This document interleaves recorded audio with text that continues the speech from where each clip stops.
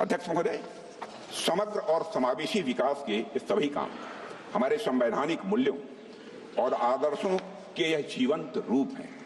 हमारी सरकार ने न सिर्फ संविधान के मूल्यों को केंद्र में रखकर काम किया है, बल्कि संविधान को लेटर एंड स्पिरिट में बखूबी हमारी सरकार ने लागू किया है।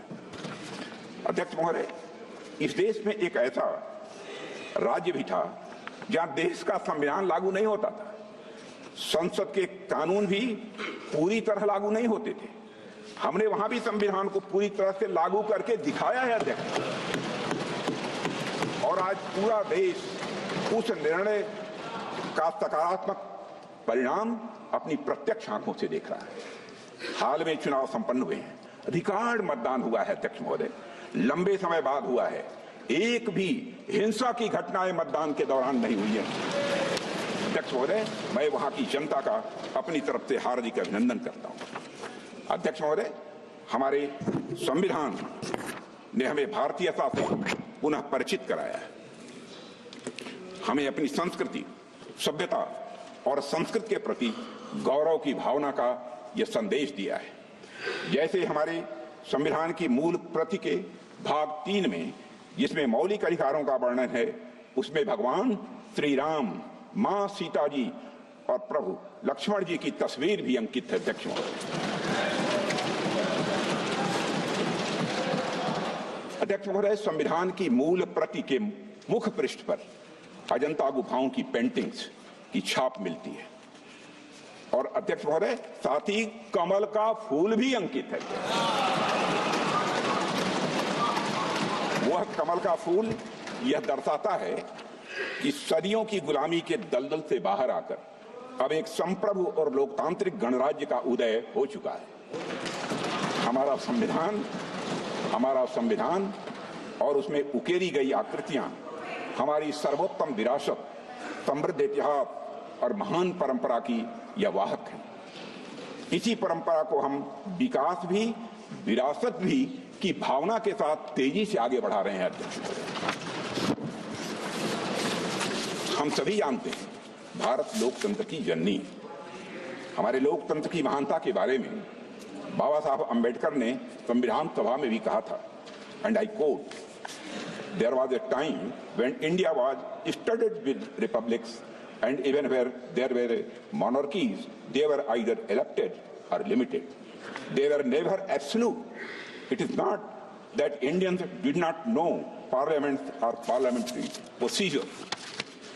A study of the Buddhist Bhikshu Sanghas discloses that not only there were parliaments for the Sanghas, but they knew and observed all the rules of parliamentary procedure known to modern times.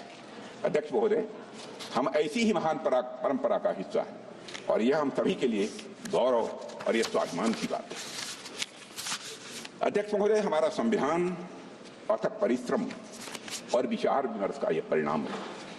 इसके निर्माण में शामिल सभी महानुभाव महान देशभक्त थे। Doctor B R. Ambedkar, Shri Alladi Krishna Swami Iyer, Shri K M. Munshi, Sushri Gopal Swami Ayyangar, Shri Pandit Jawaharlal Nehru, Sardar Vallabh Bhai Patel, doctor Rajendra Prasad, जो मैं बोल रहा हूं वो सच्चाई है। डॉक्टर राजेंद्र प्रसाद और डॉक्टर श्यामा प्रसाद मुखर्जी जैसे नेताओं ने हमारे संविधान के निर्माण में अपनी महत्वपूर्ण भूमिका निभाई है और अपना महत्वपूर्ण योगदान दिया है। HB. Kamat, PS. Deshmukh, R K. सिरवा, शिवबनलाल सक्सेना, ठाकुरदास भार्गव, के.टी. शाह और हृदयनाथ कुंजरू आदि जैसी महान विभूतियों ने अपने अनुभव और ज्ञान से हमारे संविधान को समृद्ध किया है। ड्राफ्टिंग कमेटी के सलाहकार बी.एन. राव और इसके मुख्य मसौदाकार एस.एन. मुखर्जी अपने असाधारण योगदान के लिए आज भी याद किए जाते हैं। अध्यक्ष महोदय, अमूमन जब भी संविधान की बात की जाती है तो हम फाउंडिंग फादर्स की बात तो करते हैं, लेकिन फाउंडिंग मदर्स की बात नहीं करते। लेकिन आज मैं भारतीय गणतंत्र की उन फाउंडिंग मदर्स को भी अपनी श्रद्धांजलि अर्पित करना चाहता हूं, जिनका संविधान निर्माण में बहुत ही महत्वपूर्ण योगदान रहा है, और जितना कि हमारे फाउंडिंग फादर्स का रहा है। यहां मैं एक ऐसी पुस्तक का उल्लेख करना चाहता हूं अध्यक्ष महोदय, जो संविधान सभा की उन महिला सदस्यों की भूमिका का वर्णन करती है जिनके योगदान का इतिहास द्वारा उचित मूल्यांकन नहीं किया गया था। Founding mothers of the Indian republic, पुस्तक का नाम है founding mothers of the Indian republic, gender politics of the framing of the constitution नामक यह किताब संविधान की महिला सदस्यों का जीवन चित्रण करते हुए संविधान के निर्माण में उनके योगदान पर विस्तृत प्रकाश डालती है।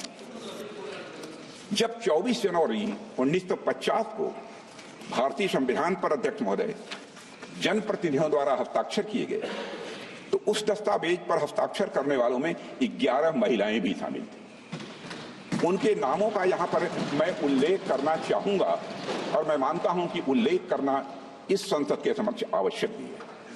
जी दुर्गाबाई, अम्बू स्वामीनाथन, अमृत कौर, दक्षिणायनी वेलायुधन, हंस मेहता, रेणुका रे, सुचिता कृपलानी, पूर्णिमा बनर्जी, बेगम कुदैशिया, एजाज रसूल, कमला चौधरी और एनी मैस्करी। अध्यक्ष महोदय, मैं समझता हूं कि सदन और देश के द्वारा अपनी संविधान सभा की इन महान महिलाओं को हर्ष ध्वनि के साथ उनकी सामूहिक सराहना की जानी चाहिए।